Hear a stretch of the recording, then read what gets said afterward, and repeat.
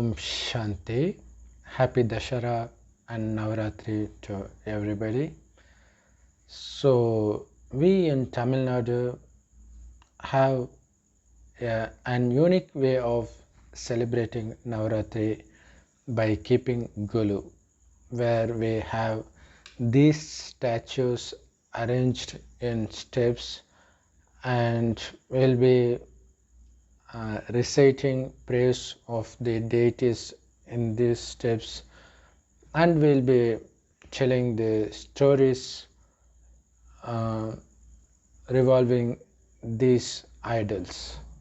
As we all know, Navratri, these 9 nights represent the nights of war between Durga Devi and Mahishasur. And on the 10th day, we celebrate the victory of Durga Devi over Mahishasur by celebrating Dussehra or Vijayadashami.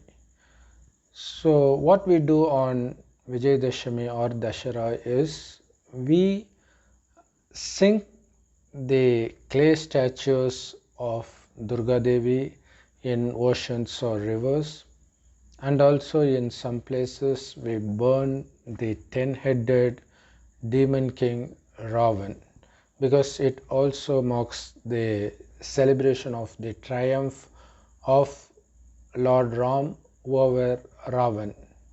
Actually, these 9 nights Navratri represents the last 100 years of Kali Yuga, when God Shiva himself comes into the earth, into an old man's body, and he names him Brahma and gives these divine teachings revealing who we were in the beginning and how we became what we are today.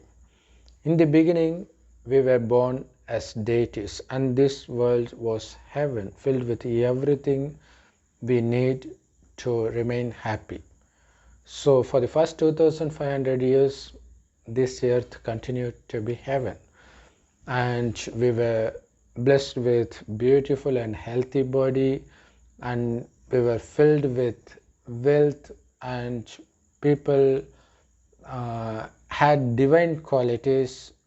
Not only that, even animals, they loved each other, which was praised in all religious scriptures, saying that cow and tiger had the water from the same pond at the same time. So lovely were the animals and human beings that lived in heaven. And the reason we lived so happily, free of any sort of sorrow or pain, is we were soul conscious. That is, we considered ourselves to be the souls that shines like a tiny star in between the eyebrows, which is why Hindus have this habit of wearing tilak in between the eyebrows. So they know they were imperishable souls that reside within this perishable body. It is the soul that sees through the eyes, that listens through the ears, that performs all activities with this body. So their concentration were constantly on the souls. Thereby they derived constant blissfulness and peacefulness, because the true nature of the soul itself is blissfulness and peacefulness.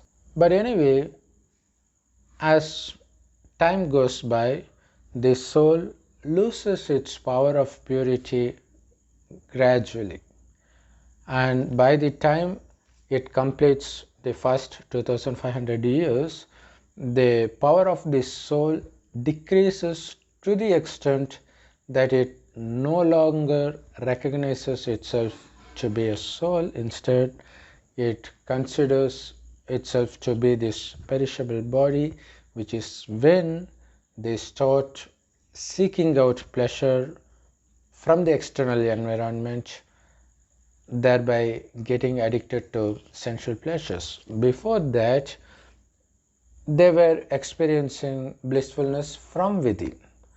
Since they no longer considered themselves to be the souls, they had to seek out pleasure from the external world. That's how they become addicted to the sensual pleasures and the five vices: lust, anger, greed, attachment, and ego. So thereby they start committing more and more sins, because once the soul's power gets decreased below the threshold level, the mind can no longer discriminate between right and wrong. So it will wrongly consider right things to be wrong and wrong things to be right, thereby end up making wrong decisions all the time. So they will obviously end up committing more and more sins, because of which they will be punished by means of various diseases, poverty, natural calamities, and war between nations, which is happening right now.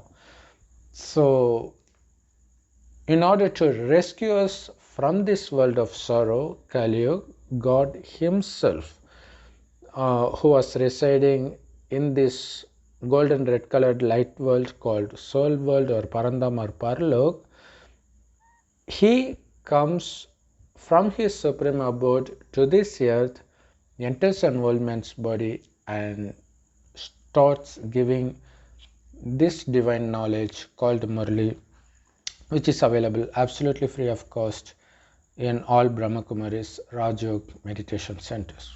It is also available in many YouTube videos and websites. We'll be giving the links of some of them in the description below. Please make use of it. So God is just one.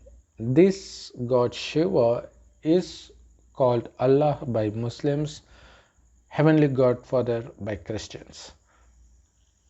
As God is only one, His arrival to earth is also once, which is now.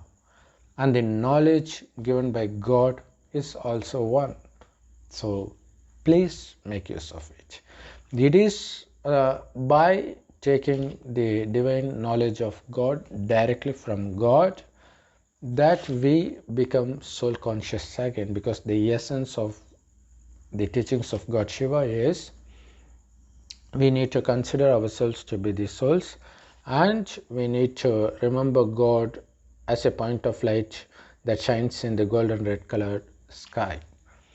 The more we remember God as a point of light and more we engage in thinking about the knowledge of God, our sins that we have been accumulating for the past 2500 years slowly gets absolved. So it takes effort and time for one to become as pure as God, because God is basically doing that. He is making us as pure as Himself. So what is the obstacle for that? Because we got addicted to the five vices for the past 2500 years, it is not that easy to get rid of them. So we need to constantly remember God to get the power from God to fight against those vices and to conquer over those vices, especially the number one enemy, the lust. So in Puranas, all the demons they name as Ravan, Mahishasur, Narakasur, they all represent these five vices that was born out of body consciousness. So God gives us this knowledge in the last 100 years and makes us soul conscious again, and also make our souls filled with the divine qualities again that is required to take birth in heaven again. So the fight is within. So we drive the vices out of our mind, which is praised in Purana as Durga Devi conquering Mahishasura, which is the five vices. So it is only through the knowledge of God Shiva that we are able to realize ourselves, we are able to know about our past, and we can progress spiritually to reclaim our heavenly kingdom. So that happens only in the end. So since God gives us the kingdom, only God Shiva is the highest on high. All praise goes only to one God Shiva. And that is exactly why we place God Shivling at the top of these steps. So though God Shiva is giving this knowledge basically to everybody through the mouth of Brahma, there will definitely be number wise in the effort made by students, right? So they only Brahma claims the highest rank, so he becomes Sri Narayan in heaven. So he is the first to become fully soul conscious, to become the conqueror of these five vices completely, which is why he is able to claim the highest status in heaven, which is Sri Narayan. And second comes a sister who is worshipped in the path of devotion as Saraswati. So this Saraswati becomes Sri Lakshmi in heaven. So Sri Lakshmi gets married to Sri Narayan, so they both rule over the kingdom of heaven initially. But only when this old world gets completely destroyed and gets renewed into heaven, one can take birth in heaven. But what if someone gets complete and perfect and becomes equal to God before the establishment of heaven? Obviously, they wouldn't have to take rebirth in hell because they don't deserve it. They have already purified themselves. So that is why God has created a subtle world between the soul world and this physical world. So it is in this subtle world Brahma, after becoming perfect, goes there. So that perfect form of Brahma is equal to God Shiva, which is why he is almost considered God Shiva, but it is actually Shankar. So that is why the Shankar is placed below God Shiva. So this is not Shiva, but in the path of devotion we wrongly consider him to be God Shiva. So only Shankar resides in this subtle world. He is almost equal to God Shiva, which is why he is revered to be God Shiva himself. So once the heaven gets fully established, then Shankar from the subtle world enter this earth, takes birth as Sri Krishna. So it is Sri Krishna who after gets married becomes Sri Narayan, because that's the name of the king.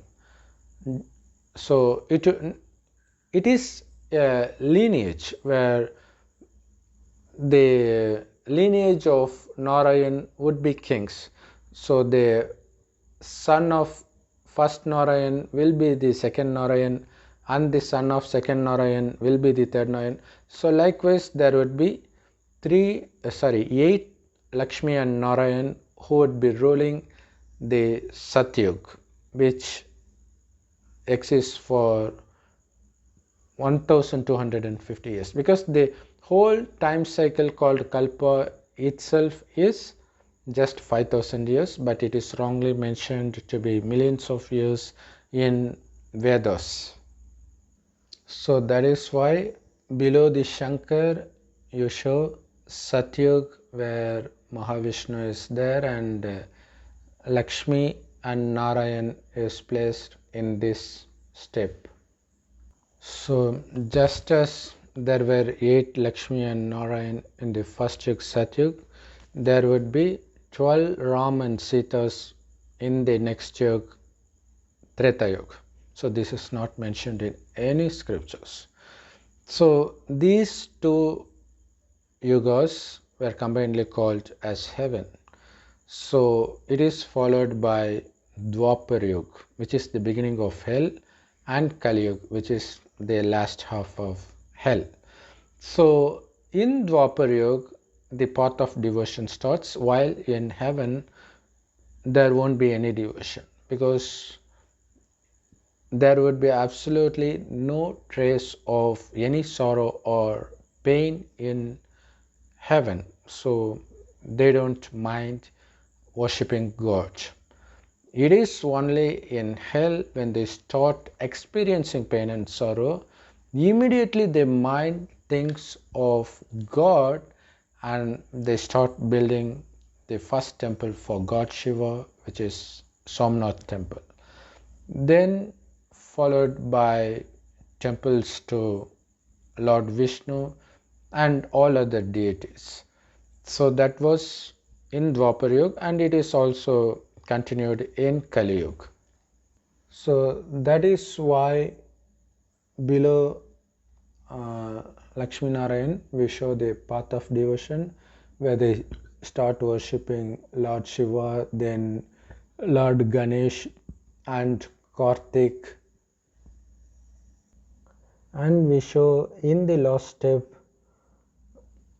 and that represents the end of Kali Yuga or the last 100 years, when God enters an old man's body and he names him Brahma. The reason Brahma is given 4 heads is because it is only Brahma who has seen all 4 yugas, Satyug, Treta Yuga, Dwapar Yuga and Kali Yuga. So that is why he is given 4 heads. And there is Saraswati, and this Narad actually represents either Brahma or Saraswati or anybody who takes this knowledge, because Narad is called Trilok Sanchari, which means he can visit 3 lands in a second. What are those lands? Though we live in Kali Yuga, the world of sorrow, we are not mentally present in Kali Yuga. Either we are present in Satyug, the land of happiness, or the subtle world, or the soul world where God resides. So our mind switches between these 3 worlds all the time, which is why we are called Trilok Sanchari, which is represented by Narad in the path of devotion. So this is how we celebrate Navratri. And also on the 9th day there will be Saraswati Puja, where we perform puja to the deity Saraswati, as we do with all deities in all Hindu festivals. In North India they fast, they stay awake during the nights of Navratri. In addition, they have this habit of having a lamp lit in a pot. So there is a spiritual significance for these religious rites. The reason they stay awake in the night, it actually represents being in soul conscious. That is the actual state of wakefulness. Whenever you become body conscious, it means you become unconscious of who you really are. So it is during these last 100 years that we become spiritually awakened. So that is why they keep the lamp lit in the pot. And the reason they fast is we observe fast over these 5 vices. This is an unlimited fast that extends throughout this lifetime, but they do it only for 9 nights, and they're just cutting off the food. But here there is no need to have fast over food or water.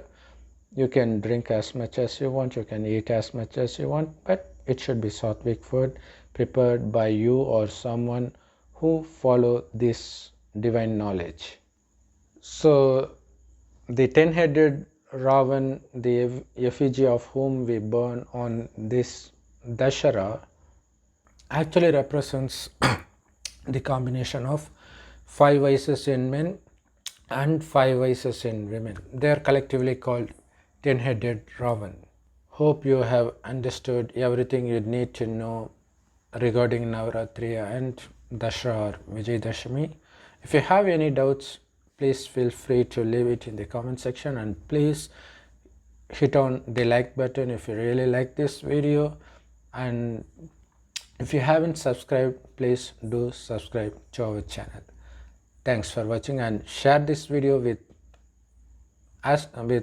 people as much as possible, because this video is one of its kind. You could never find another video revealing these secrets, no matter how long you spend searching in YouTube or internet. Thanks for watching.